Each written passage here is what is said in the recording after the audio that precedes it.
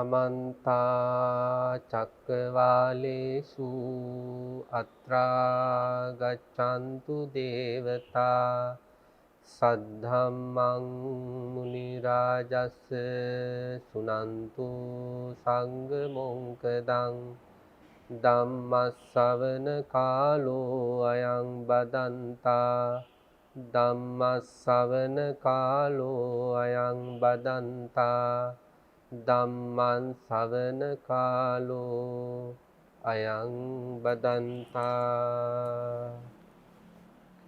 නමෝ තස්ස භගවතෝ අරහතෝ සම්මා සම්බුද්දස්ස නමෝ තස්ස භගවතෝ අරහතෝ සම්මා සම්බුද්දස්ස නමෝ තස්ස භගවතෝ අරහතෝ සම්මා සම්බුද්දස්ස චත්තාරෝ මේ ආවුසෝ පුග්ගලා සන්තෝ සම්විජ්ජමානා ලෝකස්මින්ති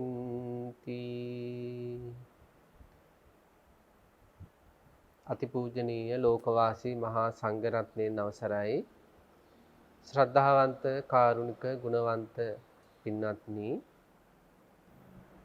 බුදු පියාණන් වහන්සේ දේශනා කළ ධර්මය කියලා කියන්නේ රාගය ප්‍රහාණය කරවන, ද්වේෂය ප්‍රහාණය කරවන, මෝහය ප්‍රහාණය කරවන, ශෝක පරිදේව දුක්ඛ දෝමනස්ස ප්‍රහාණය කරවන සත්පුරුෂ ධර්මයක්. ඒ නිසා සත්පුරුෂයෝ මොකද කරන්නේ? නුවණැත්තෝ මොකද කරන්නේ?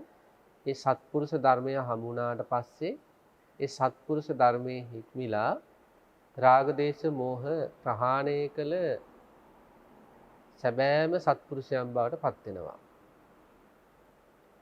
ජයමග රූපවාහිනී නාලිකාවේ සූත්‍ර ධර්ම විවරණ තුලින් සිද්ධ වෙන්නේ සැබෑම සත්පුරුෂයන් බිහිවීමට හේතු වෙන සැබෑම ධර්මය කුමක්ද කියලා සාකච්ඡා කිරීම. වර්තමාන සමාජයේ දිහාට හැරිලා බැලුවට පස්සේ අපේ පින්නතුන්ට දැනෙලා ඇති මොනතරම් මිත්‍යා දෘෂ්ටි අදහස් ධර්මයේ වේශයෙන් එන අධර්මයන් මේ ලෝකයේ තුල ශීඝ්‍රයෙන් පැතිරෙනවද කියලා. බුදුරජාණන් වහන්සේ දේශනා කරනවා තිත්ත ස්වභාවයෙන් යුක්ත කරවිල ඇටයක් පැල කළාට පස්සේ ඒ තිත්ත ස්වභාවයෙන් යුක්ත කරවිල ඇටේ හේතු වෙලා යම් කිසි දැල්ලක් එනවනම් ඒ එන හැම දැල්ලක්ම තිත්තයි. යම් නටුවක් සකස් වෙනවනම් ඒවත් තිත්තයි. යම් මලක් සකස් වෙනවනම් ඒවත් තිත්තයි. ඒ මල් හේතු වෙලා පල හට ගන්නවනම් ඒ පලත් තිත්තයි. යම් කිසි ආකාරයකින් තිත්ත කරවිල හෝ කොහොඹ බීජයක් පැල කළාට පස්සේ එතෙන් සිට ඒක හේතු වෙලා සකස් වෙන හැම දෙයකම තිත්ත රසය ස්වභාව කොට තියෙනවා වගේ. ධර්මයේ කියලා යම් කිසි කෙනෙක් අධර්මයක් සමාදන් වුණොත්, සම්මා දිට්ඨිය කියලා යම් කිසි කෙනෙක් මිත්‍යා දෘෂ්ටික අදහස් සමාදන් වුණොත්, එතෙන් සිට එයාගේ ජීවිතේ සියලුම සංකල්පනා මිත්‍යා දෘෂ්ටිකයි. එතෙන් සිට එයාගේ සියලුම ඇවතුම් පැවතුම් වචන පවා මිත්‍යා දෘෂ්ටිකයි. ඉතින් අන්න ඒ වගේ භයානක වැඩපිළිවෙලක් තමයි මේ ධර්මයේ වේශයෙන් එන අධර්මය අල්ල ගැනීම කියන්නේ. සම්මා දිට්ඨියේ වේශයෙන් එන මිත්‍යා දෘෂ්ටි අල්ල ගැනීම කියලා කියන්නේ. එහෙම නොවෙන්න නම් ධර්මයේ වේශයෙන් එන අධර්මයට අහු වෙන්නේ නැතුව සම්මා දිට්ඨියේ වේශයෙන් එන මිත්‍යා දෘෂ්ටියට අහු වෙන්නේ නැතුව කෙනෙක් නොසැලී බුද්ධ වචනේම හික්වෙන්න නම් එයා මනාව බුද්ධ වචනය හදාරන්න ඕනේ. මේ සූත්‍ර ධර්ම විවරණ තුලින් අපේ පින්තුන් දන්නවා දෛනිකව බුදු පියාණන් වහන්සේ දේශනා කළ ඊටාම වටින සූත්‍ර ධර්මයක් මජ්ක්‍ධිම නිකායේ මේ කාලේ කතා වෙන්නේ. ඉතින් දෛනිකව ඒ සූත්‍ර ධර්ම ගෞරවනීය ස්වාමීන් වහන්සේලා දේශනා කරනවා. එතකොට අද දවසේ අපට දේශනා කරන්නට ලැබුණේ මජ්ක්‍ධිම නිකායේ මූල පණ්ණාසකයේ මූල පරියාය වර්ගයේ තියෙනවා වටින සූත්‍රයක්. කෙලෙස් ගැන කතා කරපු, එහෙම නැත්නම් නිකලෙස් භාවය ගැන කතා කරපු, කෙලෙස් ගැන සහ නිකලෙස් භාවය ගැන කතා කරපු ලස්සන සූත්‍රයක් මේ සූත්‍රය. මේ සූත්‍ර ධර්මයේ නම අනංගන. සාරිපුත්ත මහරහතන් වහන්සේ සහ මහා මොග්ගල්ලාණන් වහන්සේ අතර සිද්ධ වෙච්ච අපූර්ව ධර්ම සාකච්ඡාවක් තමයි මේ අනංගන සූත්‍රය කියලා එදා ත්‍රිපිටකයේ ග්‍රන්ථාරූඪ කරද්දී මහරහතන් වහන්සේලා සංග්‍රහ කරලා තියෙන්නේ. එදා ජේතවනාරාමයේ සාරිපුත්ත මහරහතන් වහන්සේයි මොග්ගල්ලාන මහරහතන් වහන්සේයි වැඩ වාසය කරද්දී සාරිපුත්තයන් වහන්සේ මහා මොග්ගල්ලාණන් වහන්සේ හමු වෙලා දහම් පිළිසඳරකට මුල පුරනවා. ඒ වෙලාවේ සාරිපුත්තයන් වහන්සේ දේශනා කරනවා චත්තාරෝමේ ආවසෝ පුග්ගලා සන්තෝ සම්විජ්ජමානා ලෝකස්මින්. එවත්නි මේ පුද්ගලයෝ 4 දෙනෙක් ලෝකේ විද්‍යාමාන වෙනවා. දැන් මේ ලෝකයේ තුල මේ මනුස්ස ලෝකයේ තුල පුද්ගලයෝ 4 දෙනෙක් විද්‍යාමාන වෙනවා. කවුද පුද්ගලයෝ 4 දෙනා?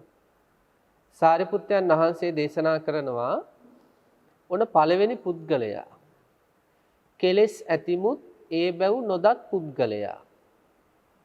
මේ කෙලෙස් කියන වචනයට සාරිපුත්තයන් වහන්සේ පාවිච්චි කරන්නේ අංගන කියලා.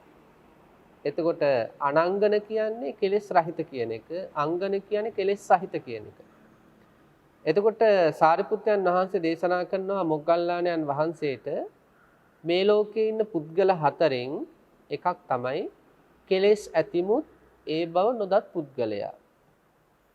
සාරිපුත්තයන් වහන්සේ දේශනා කරනවා පින්නති යම්කිසි පුද්ගලයෙක් කඩ වීදියේකට යනවා.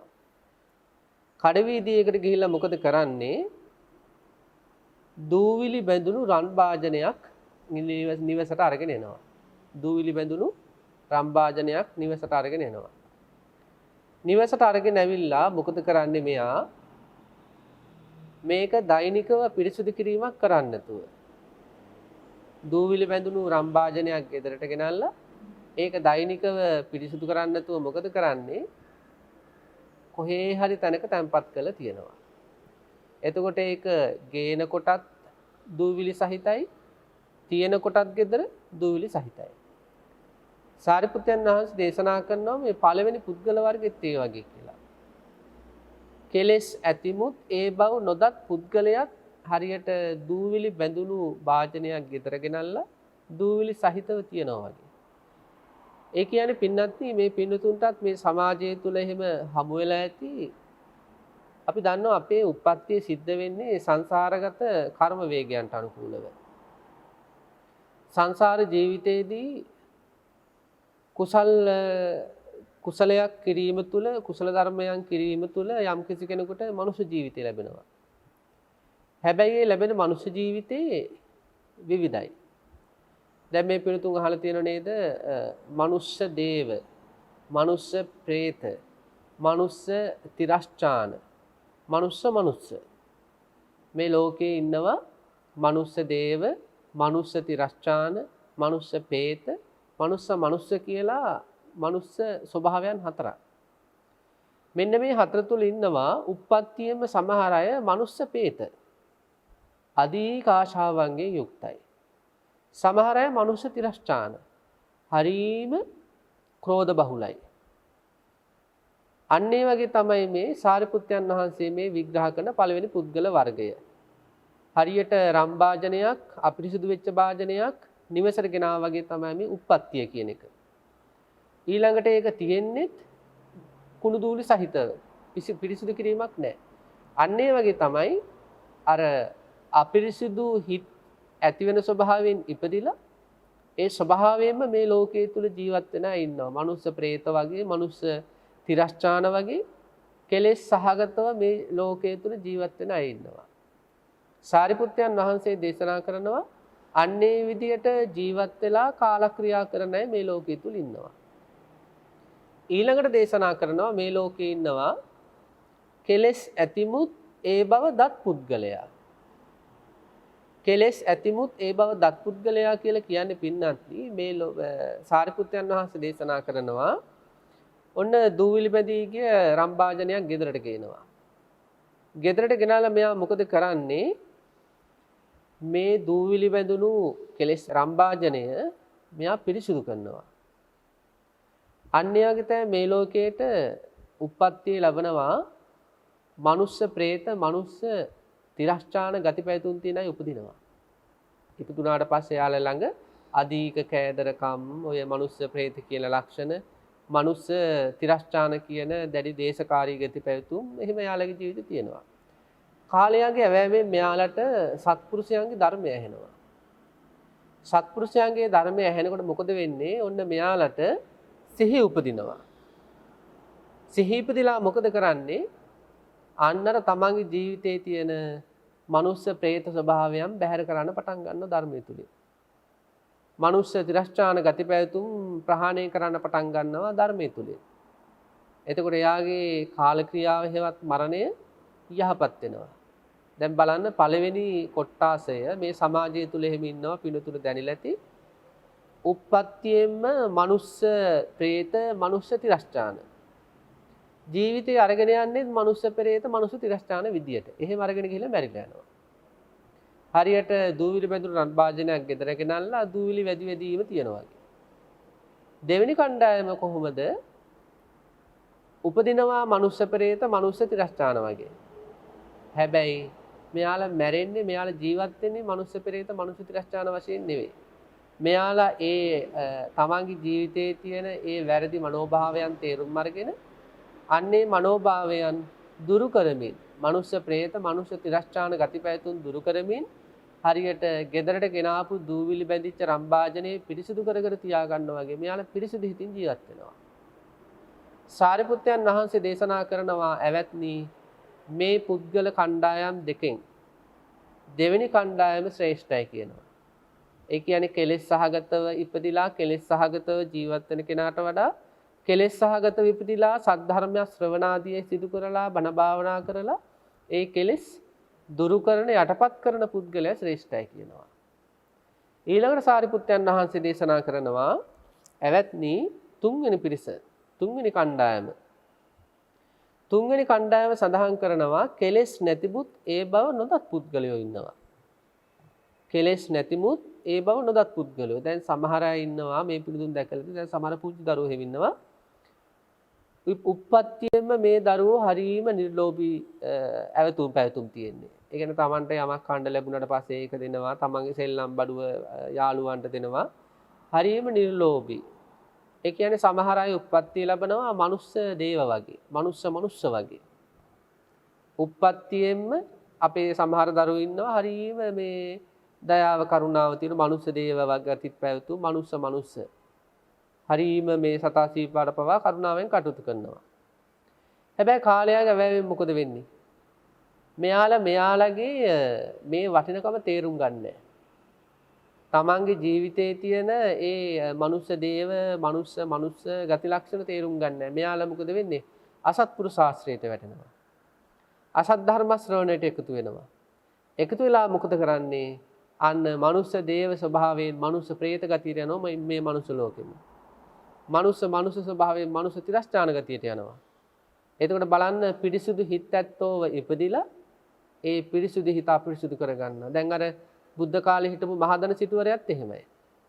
එයා ඊටාම ගුණ යහපත් විදිහට ජීවත් වුණා අම්මා තාත්තා ළඟ. හැබැයි අම්මා තාත්තා මිය ගියාට පස්සේ අසත්පුරුෂයෝ නිසා මොකද උනේ? සූදුවට ඇබ්බැහි වුණා. මත්පැනට ඇබ්බැහි වුණා. ඊළඟට ජීවිතය අවසාන කාලේ මහමග යන යාචකයෝ දෙන්නෙක් වගේ තමයි මේ නෝනයි මේ මහත්තයා නැත්තන් මේ සිටුවරයයි ජීවත් වෙලා මිය පරලෝ ගියේ. සාරිපුත්තයන් වහන්සේ දේශනා කරනවා හරියට පිරිසිදු රන් භාජනයක් ගෙනල්ලා. ඒ භාජනේ පැත්තකට දාලා තියෙනවා. දූවිලි වැදෙනවා. අපිරිසිදු වෙනවා වගේ. අන්න ඒ වගේ මේ සමාජයේ ඉන්නවා. උප්පත්තියෙන් මනුස්ස දේව මනුස්ස වගේ. හරීම ගුණ යහපත්කම් තියෙනවා. කාලය ගෑවෙ මොකද වෙන්නේ? දැන් අපේ සමහර දෙමව්පියෝ කියන්නේ කොච්චර හොඳට හිටියද අපේ පුතා ඉස්සර මොනවා වුණත් දන්නේ නැහැ. කොච්චර හොඳට හිටපු කෙල්ලක්ද මගේ දුව මොනවා වුණත් දන්නේ අන්න බලන්න. ඒ කියන්නේ තමන්ගේ ජීවිතේ තාම ගුණ යහපත් ස්වභාවයන් තිබ්බා. හැබැයි ඒක තේරුම් ගත්තේ නැහැ. පිරිහිලා ගියා. හරියට කෙලෙස් නැතිමුත් ඒ බව නොදත් පුද්ගලයා කියලා සාරිපුත්තයන් වහන්සේ කණ්ඩායම විග්‍රහ කරනවා. ඊළඟට සාරිපුත්තයන් වහන්සේ දේශනා කරනවා කෙලෙස් නැතිමුත් ඒ ගැන දත් පුද්ගලයා. කෙලෙස් නැතිමුත් ඒ ගැන දත් පුද්ගලයා කියලා කියන්නේ මේ සමාජයේ ඉන්නවා ඊටාම ගුණ යහපත් උප්පත්ති ලැබනවා. උප්පත්තියම මනුස්ස දේව වගේ. දෙවි කෙනෙක් වගේ හොඳ මනුස්ස ගුණ ධර්ම තියෙන කෙනෙක් වගේ ජීවත් වෙනවා. මෙයාගේ වටිනකම තේරුම් ගන්නවා. එයා තේරුම් ගන්න මම මෛත්‍රී සහගත කෙනෙක් මේක මම රැක ගන්න ඕන. මම කරුණාවන්ත කෙනෙක් මම මේක රැක ගන්න ඕන. මගේ අතින් ප්‍රාණඝාත වෙන්නේ නැහැ මම මේක රැක ගන්න ඕන. මම බොරු කියන්නේ නැති කෙනෙක් මම කවදාවත් බොරු කියන්නේ නැති කෙනෙක් වෙන්න ඕන. බලන්න තමන්ගේ ජීවිතයේ තියෙන වටිනාකම තේරුම් ගන්න. එතකොට එයාලා මනුස්ස වශයෙන් උප්පත්ති ලැබන මනුස්ස වශයෙන්ම ජීවිතය අරගෙන යනවා. පිළිහෙන්න දෙන්නේ නැහැ.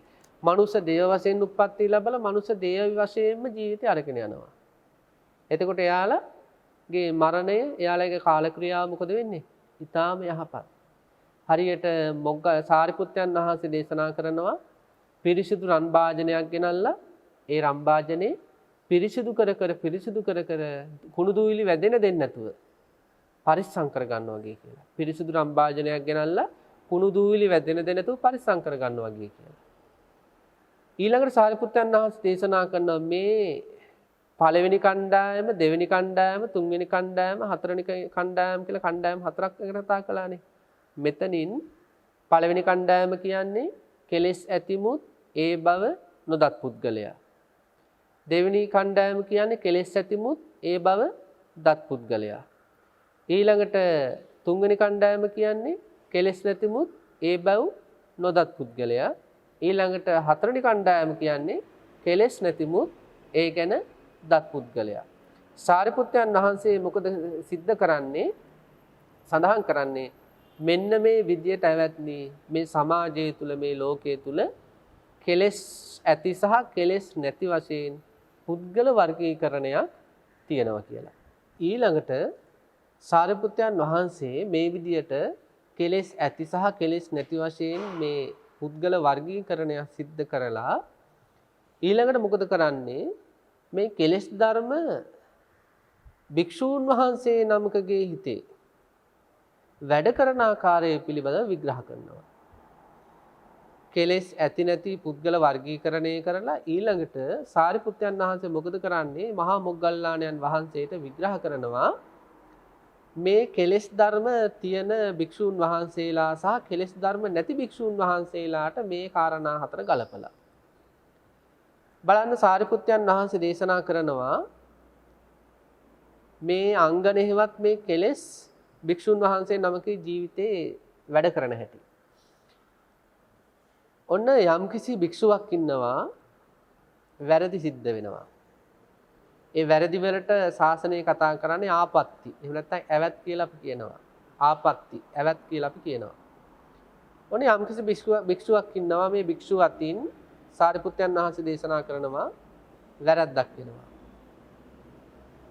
සාමාන්‍ය මේ වැරද්දක් වුණාට පස්සේ උපසම්පන්න ස්වාමීන් වහන්සේලා ඇවැත් දෙසා ගැනීම කියලා කාරණාවක් සිද්ධ වෙනවා කියලා අපි පිළිතුරු දන්නවා. තවත් උපසම්පන්න භික්ෂුන් වහන්සේ නමක් ළඟට හෝ භික්ෂුන් වහන්සේලා පිරිසක් ඉන්න තැන හෝ මොකද සිද්ධ කරන්නේ? තමන්ගේ ඇවත තමන්ගේ වරද ආරෝචනයේ හෙවත් ප්‍රකාශය කරනවා. මගේ අතින් මෙහෙම වරදක් වුණා කියලා. බලන්න මේ අංගන සහිත කෙලෙස් සහිත යම්කිසි භික්ෂුවක් ඉන්නවා නම් මේ සාරිපුත්තයන් වහන්සේ දේශනා කරනවා ඒ භික්ෂුවට ඇති වෙන ආසාවක්. අනේ මේ වරද අනිත් භික්ෂූන් වහන්සේලා දන්නේ නැත්නම් කොච්චර හොඳද කියලා.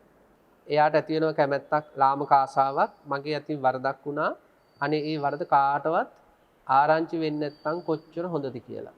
දැන් සමාජෙත් එහෙම දෙයක් තියෙනවනේ. සමාජයේ තුලත් සමාජයේ ජීවත් වෙන අය ඉන්නවා.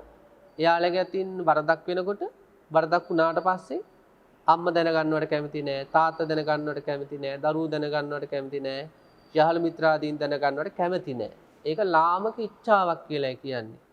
මගේ වැරදි කවුරුවත් දැනගන්න හොඳ නෑ කියලා හිතනවා නම් ලාමක ආසාවක් කියනවා ඒක. ඊළඟට සාරිපුත්තයන් වහන්සේ දේශනා කරනවා දැන් යමෙක් මේක දැනගත්තොත් එතකොට මේ භික්ෂුවට මොකද වෙන්නේ? කේන්ති යනවා.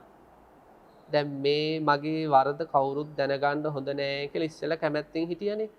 ඊළඟට යම් කිසි කෙනෙක් දැනගත්ත ගමන් මොකද වෙන්නේ? මේ භික්ෂුව කුපිත වෙනවා. හරි තරහයි මගේ වරද මෙයාලා මේ හාමුදුරන් වහන්සේලා දැනගත්තා කියලා. එතකොට එතන තියෙන්නේ අකමැත්ත. ඒකත් අංගන කියනවා. ඒකත් කෙලෙස් ධර්මයක් කියනවා. ඊළඟට සාරිපුත්තයන් වහන්සේ දේශනා කරනවා තවත් භික්ෂුවක් ඉන්න ওই භික්ෂුව හිතනවා මගේ වැරදි සංඝයාගේ මැදදී චෝදනා කරන්න හොඳ නැහැ. සංඝයාගේ මැදදී මගේ වරද පෙන්වන්න හොඳ නැහැ. රහසිගතව මගේ වරද පෙන්වන්න ඕනේ. දැන් සමාජෙත් එහෙම සමහර අය ඉන්නවනේ. පිරිස මැද වරද පෙන්වන්නට කැමති නැහැ. දරුවෝ ඉස්සරහා වරද පෙන්වන්නට කැමති නැහැ. අම්මා තාත්තා ඉස්සරහා වැරදි පෙන්වන්නට කැමති නැහැ.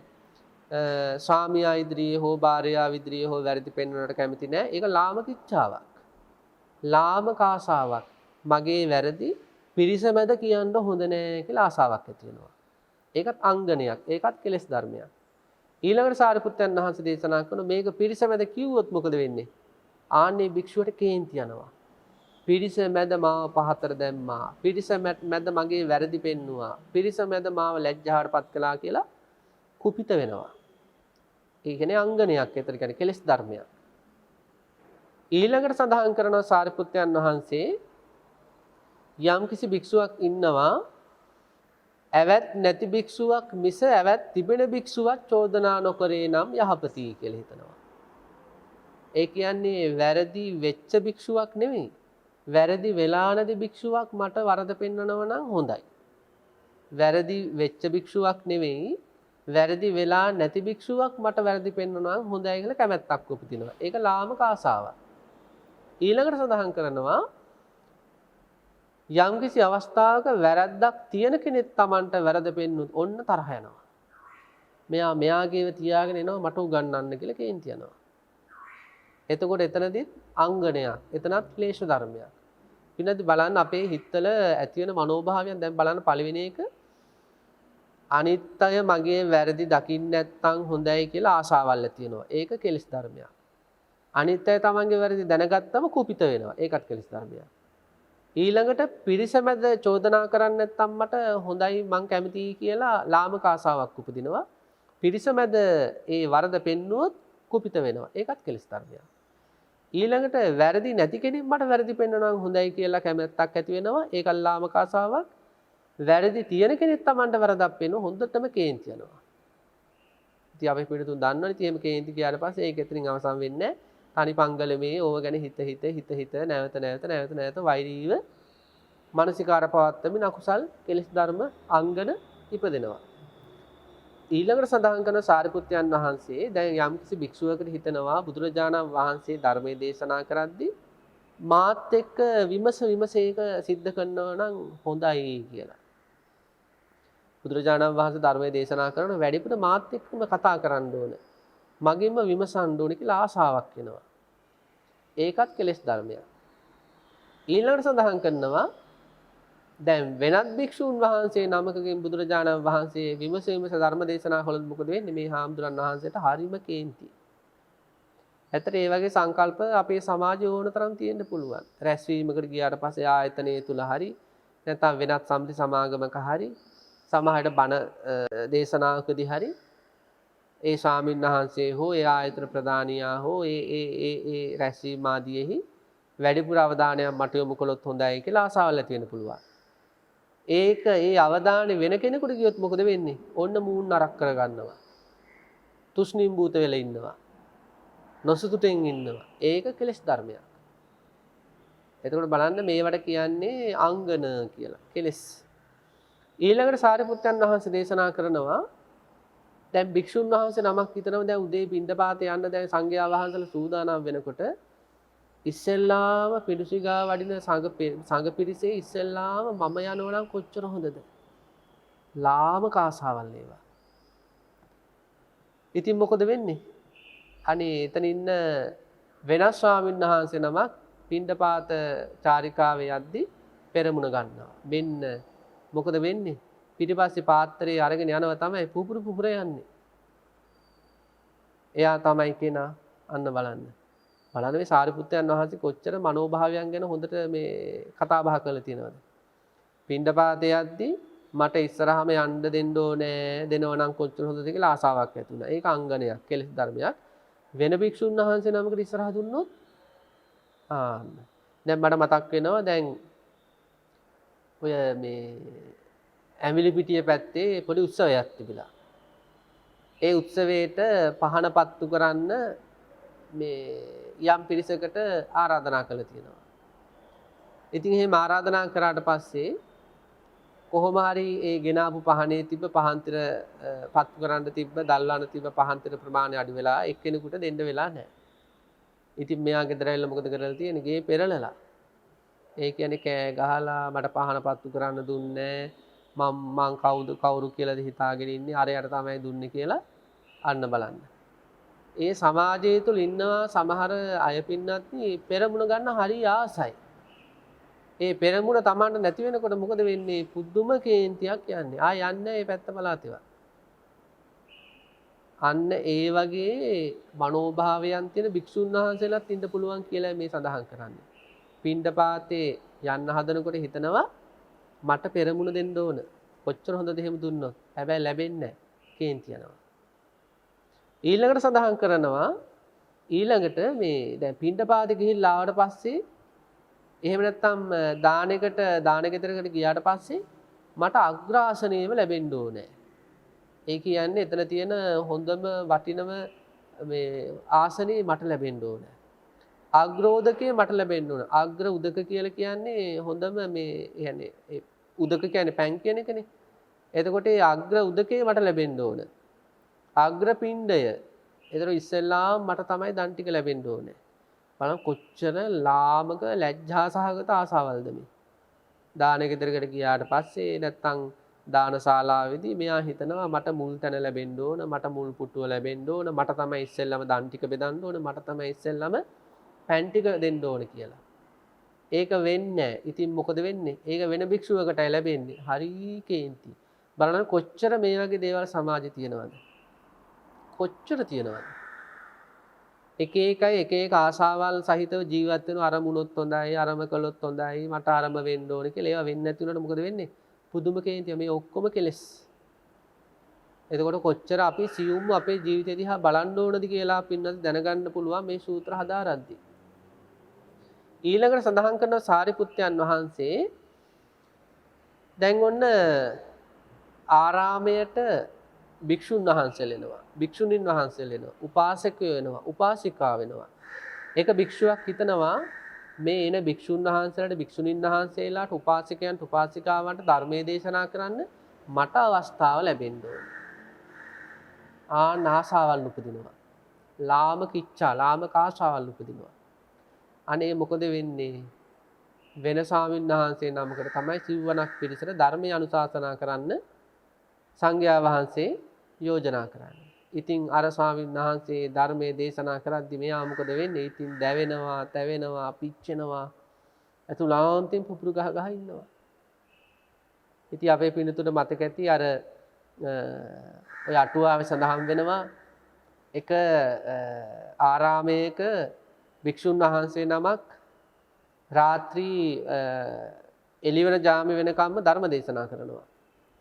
ධර්මයේ දේශනා කරාට පස්සේ මේ ස්වාමීන් වහන්සේ තවත් ස්වාමීන් වහන්සේ නමක් එක තමයි නැවත උන්වහන්සේගේ ආරාමයට යන්න වෙන්නේ.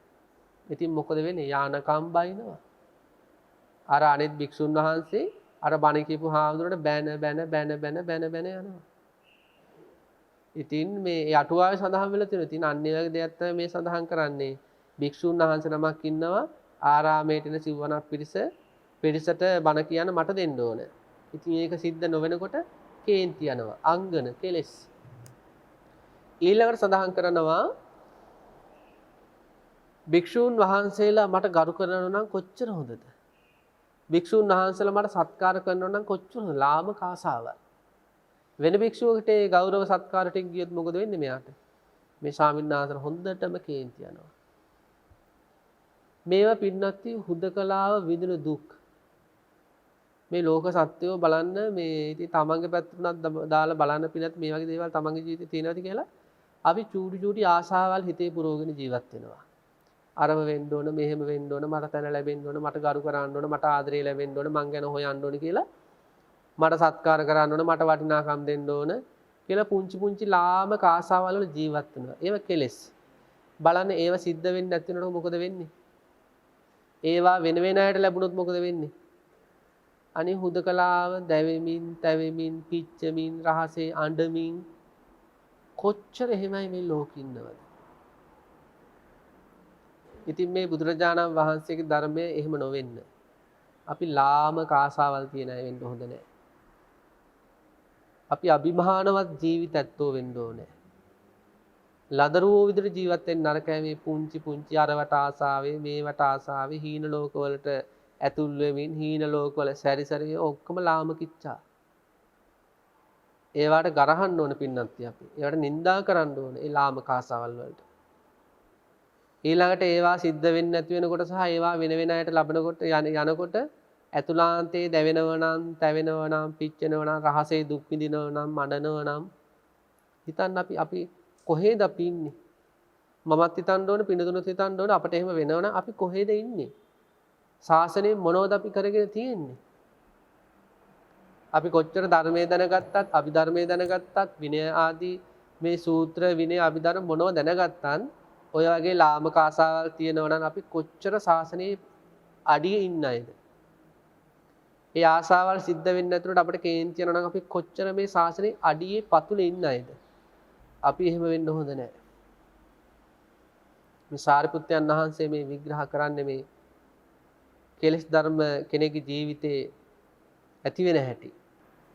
ඉතින් ඊළඟට සාරිපුත්යන් වහන්සේ දේශනා කරනවා ඉතින් මෙන්න මේ විදියට යම්කිසි කෙනෙක්ගේ ජීවිතවල විවිධ ආසාවල් ඇති වෙලා ආසාවල් සිද්ධ වෙන්නේ නැති වෙනකොට අතුලාන්තේ කෝපයෙන් වෛරයෙන් කටයුතු කරන ස්වභාවයක් තියෙනවා නම් සාරිපුත්යන් වහන්සේ දේශනා කරන්නේ ඔක්කොම වැටෙන්නේ අංගන කියන ගණයට. ඒ ඔක්කොම වැටෙන්නේ කෙලෙස් සහගත ස්වභාවයන්ට. ඊළඟට සාරිපුත්යන් වහන්සේ දේශනා කරනවා යම්කිසි භික්ෂුන් වහන්සේ නමක් ඉන්නවා අරණ්‍යයක. ඒ අරණ්‍ය වාසී භික්ෂුන් වහන්සේ පාංශුකූලිකයි. ඒ අරණ්‍ය වාසී භික්ෂුන් වහන්සේ පාංශුකූලිකයි කියන්නේ ගිහි අය පූජා කරන සිවුරු පිළිගන්නේ නැහැ. මෙයා සොහොනකට ගිහිලා සොහොනේ තියෙන දිරා යන්නට තියෙන රෙදි කඩවල් අරගෙන තමයි චීවර හදාගන්නේ. ඒවට කියන පාංශුකූල චීවර කියලා. මේවා තමයි පුරවන්නේ. ඊළඟ පිණ්ඩපාතිකයි. මෙයා ගියක් ගානේ ගිහිල්ලා පිණ්ඩපාති කරගෙන එන්නේ. ඊළඟට මෙයා ඔය විවිධ දුතාංග පවා ආරක්ෂා කරනවා. හැබැයි පින්නත්නි ඒ අරණ්‍ය වාසී භික්ෂු වහන්සේ ළඟ මේ වගේ ලාමක ආසාවල් තියෙනවා නම් මගේ වැරදි කවුරුත් දකින්න එපා.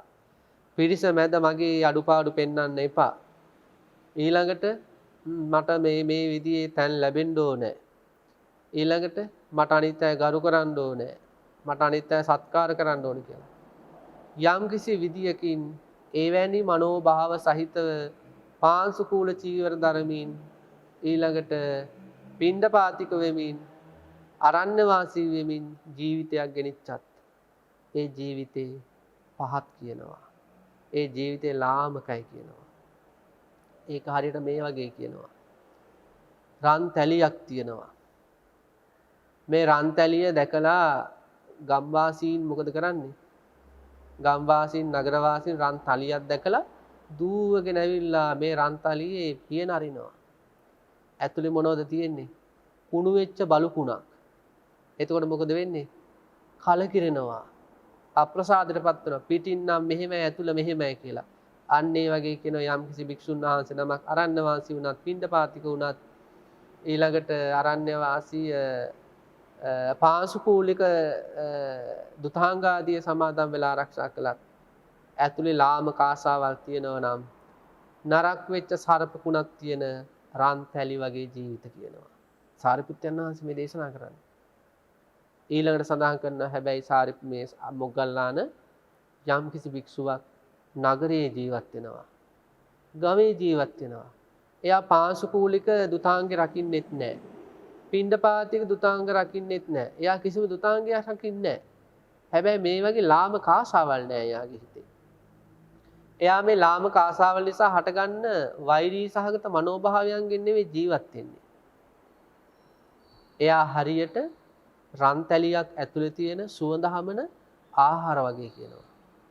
රන්තලියක් තියෙනකොට ගම්වාසීන් දුවගෙන ඇවිල්ලා බලන මොකද්ද මේක ඇතුලේ තියෙන්නේ. මෙන්න තියෙනවා සුවඳ හමන හාත්පසින්ම පිනා යන රසවත් ආහාර. එතකොට යාළට ඒ රන්තලිය ගැන මොකක්ද ඇති වෙන්නේ? ලොකු ප්‍රසාදයක් ඇති වෙනවා. බලන්නකෝ මේක පිටිනුත් ඒ වගේ ඇතුළුනුත් මේක සුවඳ හමන කෑම. අන්න ඒ වගේ කියන යම් කිසි භික්ෂුවක් ගමේ හිටියත් මේ ගමේ පන්සලේ ඉන්නේ, විහාරේ ඉන්නේ. හැබැයි අර වගේ ලාමක ආසාවල් නැහැ. දැන් බලන්න අපේ සමාජයේ අරණ්‍යවාසී සහ ග්‍රාමවාසී කියලා භික්ෂුන් වහන්සේලා වර්ගීකරණයක් කරගෙන තියෙනවා. අපි හිතමු කමන්නේ නැහැ කියලා එහෙම. කැලේ ඉන්න හින්දා අරණ්‍යවාසී කියනවා, ගමේ ඉන්න නිසා ග්‍රාමවාසී කියනවා. ඒක කමන්නේ නැහැ කියමු. නමුත් ඕකේ උස් පහත් ભેදයන් බලනවද නැද්ද? ආරණ්‍යවාසී හාමුදුරුවනේ කියලා විශේෂ ගෞරවයක් දක්වනවා. අනේ උන්වහන්සේලා ඉතින් ගමේ ඉන්න අයනේ. පන්සල් වල හාමුදුරුවනේ. කොච්චර එහෙම වැරදි දෘෂ්ටි වල ඉන්නවද? ඉතින් මේ ශාසනය තුල කටයුතු කරද්දී අපිට කොච්චර ගුණවන්ත සිල්වන්ත හාමුදුරුවෝ පන්සල් වල හම්බෙලා තියෙනවද? අනේ මට නම් හම්බෙලා තියෙනවා. එතකොට භික්ෂුව ඉන්නේ අරන්නේද කියන එක නෙමෙයි වැදගත්. ඔය පින්නතුල මතකද සූත්‍රයක් තියෙනවා මිගජාල කියලා.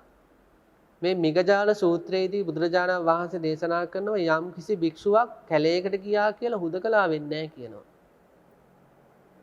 යම් කිසි භික්ෂුවක් කැලේකට ගිහිල්ලා තණ්හාවෙන් Taman අතීතයේ අත්දකපු කාමවස්තු ගැන හිත හිත ඉන්නවා නම් එයා මේ හුදකලාවෙන් චරණවාසී භික්ෂුවක් නෙමෙයි කියනවා. දැන් භික්ෂුවක් කැලේකට ගිහිල්ලා අනේ ඉතින් ඉස්සර මට මෙහෙම සැප සම්පත් තිබ්බනේ, මට ඉතින් ඉස්සර මෙහෙම ළමයි හිටියා, දැන් ළමයි මොනෝ කරනවත් දන්නේ නැහැ. අනේ ඉස්සර භාර්යාව මෙහෙමයි, අනේ ඉතින් මම මේ පැවිදුනාට පස්සේ කාගේ සරණක්ද කාගේ පිහිටක්ද? අරණ්‍යවාසීව ජීවත් වෙමින් අනේ මම ඉස්සර කොච්චර ගරු නම්බු නාම ලැබු කෙනෙක්ද මේ කැලේකට වෙලා ඉන්නේ කියලා අතීතය ගැන අතීතයේ විඳපු දේවල් ගැන හිත තණ්හාවෙන් ඉන්නවා නම් එයා හුදකලා වෙච්ච කෙනෙක් නෙවෙයි කියලා මිගජාල කියන ස්වාමීන් වහන්සේට බුදුන් වහන්සේ දේශනා කරනවා. ඒ නිසා අරණ්‍යවාසී ඉන්නවා කියලා 아무තු ගෞරවයක් කරන්නත් අවශ්‍ය නැහැ. ග්‍රාමවාසී ඉන්නවා කියලා 아무තු ගෞරවයක් කරන්න ඕනේ නැහැ. දෙකේම ඉන්නේ භික්ෂුන් වහන්සේලා. ඔබ අපි දෙගොල්ලම තේරුම් ගන්න ඕනේ. ග්‍රාමවාසී වෙන්නේ ස්වාමීන් වහන්සේලා, අරණ්‍යවාසී වෙන්නේ ස්වාමීන් වහන්සේලා. ග්‍රාමවාසී වෙන්නේ සාමණේරයන් වහන්සේලා, උපසම්පදා ස්වාමීන් වහන්සේලා. අරණ්‍යවාසී වෙන්නේ සාමණේර සහ උපසම්පදා ස්වාමීන් වහන්සේලා. ග්‍රාමවාසී වෙන්නේ බුද්ධ ශ්‍රාවකයෝ, අරණ්‍යවාසී වෙන්නේ බුද්ධ ශ්‍රාවකයෝ. පොදු හැඟීමකට එන්න. බෙදන්න යන්න එපා. බෙදන්න යන්න එපා. මේ සාරිපුත්යන් වහන්සේ දේශනා කරන්නේ අරණ්‍යවාසී වින්නව නම් මේ වගේ පාපී අකුසල සහිතව එයා ඇතුලේ මේ කුණු වෙච්ච බලුකුණක් සහිත රන්තලියක් වගේ කියනවා. ඒ වගේම යම්කිසි භික්ෂුන් වහන්සේ නමක් අරණ්‍යවාසීව හරි වෙන්න පුළුවන්. මේ ලාමක ආසාවල් නැතුව ඉන්නව නම් එයා සුවඳ හමන කැම තියෙන රන්තලියක් වගේ. ග්‍රාමවාසීව යම්කිසි භික්ෂුවක් ඉන්නව නම් මේ පාපී ආසාවල් සහිතව එයත් එහෙමයි. බලුකුණක් සහිත රන්තලියක් වගේ. හැබැයි ග්‍රාමවාසීව ඉන්නවනේ යම්කිසි භික්ෂුවක් ගුණවත්, සිල්වත්, පාපී ආසාවල් නැතුව ඒ භික්ෂුව සුවඳ හමන ආහාරයක් තියෙන රන්තලියක් වගේ. ඒ නිසා පින්නත්නි ඔබ අපි දන්නේ නැහනේ ඇත්තටම ග්‍රාමවාසී, අරණ්‍යවාසී භික්ෂුන් වහන්සේලාගේ චිත්තසංතාන, පරිචිත්ත විඥාන ඥානය අපිට නැහනේ. ඒ නිසා මමේව සංඝෝ කියන අදහසෙන්, මගේ සංඝයා වහන්සේ කියන පොදු හැඟීමෙන් අරණ්‍ය ග්‍රාමවාසී දෙකම එකතු කරලා දකින්න පුරුදු වෙන්න. ඒක තමයි ඇත්තට මේක ලොකු ගුණයක් අපි තුල තියෙන. ඔබ තුල මා තුල ඇති කරගන්න ලොකු ගුණයක් තමයි අරණ්‍යවාසී ග්‍රාමවාසී ගෞරවනීය ස්වාමීන් වහන්සේ දෙගොල්ල ගැනම ප්‍රසාද චිත්තය ඇති කර ගැනීම. දැන් සමහර අය ඉන්නවා ආයේ ස්වාමීන් වහන්සේ පාවහන් පළඳින්නේ නැහැ. ඒ ස්වාමීන් වහන්සේ පාවහන් පළඳිනවනේ ඕන්න. බුදුරජාණන් වහන්සේ දේශනා කළා නෑ පාවහන් පැළඳුවොත් සිල් ශික්ෂා බිඳිනවා කියලා. පාවහන් ආරාමයේ ඇතුළු වුණත් යම්කිසි ගිලන් භාවයක් තියෙනවා නම් ආරාමයේ ඇතුළු වුණත් පාවහන් පළඳින්න පුළුවන් භික්ෂුවට. අපි දුම් කකුල් පැලෙනවා කියලා භික්ෂුන් වහන්සේගේ. එහෙනම් කිසිම ගැටලුවක් නැහැ. පාවහන් පළඳින්න පුළුවන්. යම්කිසි භික්ෂුවක් අපි හිතනවා මේ පරිසරයන්ගේ හිද්දි ගොඩක් විස බීජ වලින් මට ප්‍රශ්නයක් වෙන්න පුළුවන් කියලා. පාවහන් පළඳිනවා කිසිම ප්‍රශ්නයක් නැහැ. ඒ නිසා පාවහන් පැළඳීම නොපැළඳීම තුල එහෙම දකින්න එපා උස් පහත් ભેදයක්. අපි හැමතිස්සෙම බලන්න ඕන කොච්චර මෛත්‍රී සාගරද, කරුණාවන්තද, කොච්චර අන් අයගේ දිනුවේදී Taman දිනු වෙනවා වගේ සන්තෝෂ වෙනවද, අටලෝ දහම ඉදිරියේ කොච්චර අකම්පිත වෙන්නවද, ප්‍රාණඝාතයෙන් වැළකීලා දින්නේ, සොරකමින් වැළකීලා දින්නේ ආදි වශයෙන් අපි එහෙම හොඳට සීලාදී ගුණධර්ම වලින් යම්කිසි භික්ෂුවක් තේරුම් ගන්නව මිසක් දැන් සමහර අය හිතන ආයි ස්වාමීන් වහන්සේලා මස් මාළු කන්නේ. මස් මාළුණු කෑම සීලයක් නෙවෙයි. එහෙම බුදුරජාණන් වහන්සේ දේශනා කළ නැහැ මස් මාළුණු කෑම සීලයක්. ඉතින් නිර්මාංශව ඉන්නවනම් හොඳයි. හොඳයි. නමුත් ඒකෙන්ම භික්ෂුන් වහන්සේලාට චරිත සාධක දෙන්න යන්න එපා. ඒ නිසා පින්නත් අපි ගොඩාක් මේ සමාජය තුළ ජීවත් වෙද්දී අපි හිතමු පවුලක අම්ම කෙනෙක් ඉන්නවා. දරුවෝ 10 දෙනෙක් ඉන්නවා කියන්නකෝ. ඒ අම්මට දරුවෝ 10 දෙනා ගැන මොන වගේ හැඟීමක්ද තියෙන්නේ? අනේ මගේ දරුවෝ කියලා හැඟීමක් තියෙනවද? කාගේ හරි අතේ ඇඟිලි පහක් තියෙනවා. එකක් කොටයි, එකක් දිගයි, එකක් අනික වගේ සමානයි. අතක ඇඟිලි ගත්තට පස්සේ දැන් මහපට ඇඟිල්ල කොටයි, මැද ඇඟිල්ල දිගයි, ඊළඟට දෙපැත්තේ තියෙන ඇඟිලි දෙක සමානයි. එහෙම සුළු ඇඟිල්ල එහෙම තියෙනවනේ. ඒ වුණාට ඉතින් අපි පහටම සලකනවානේ. එහෙමනේ සාමාන්‍යයෙන් අපිට ඒ පහම අපි රැක ගන්නවා. අපිට වටිනවා. අන්න ඒ වගේ ග්‍රාමවාසී, අරණ්‍යවාසී කියන සමස්ත භික්ෂු පරපුරම රැක ගන්න ඕන පින්නත් ඔබ අපි දෙගොල්ලම. පින්නතුන්ට කියන්න කලින් අපිත් ඉස්සෙල්ලාම තේරුම් ගන්න ඕන. අපිත් වර්ග කරන්නේ නැතුව පන්සලේ හාමුදුරුවෝ යා ආරණ්‍යේ හාමුදුරුවෝ කියලා එහෙම වර්ග කරන්නේ නැතුව ඉස්සෙල්ලා අපි පුරුදු වෙන්නත් ඕන. සමස්ත භික්ෂුන් වහන්සේලා දිහා අතේ තියෙන ඇඟිලි දිහා බලනවා වගේ බලන්න. සමස්ත භික්ෂු පරපුර දිහා අම්ම කෙනෙක් දරුවෝ ටිකක් දිහා බලනවා වගේ.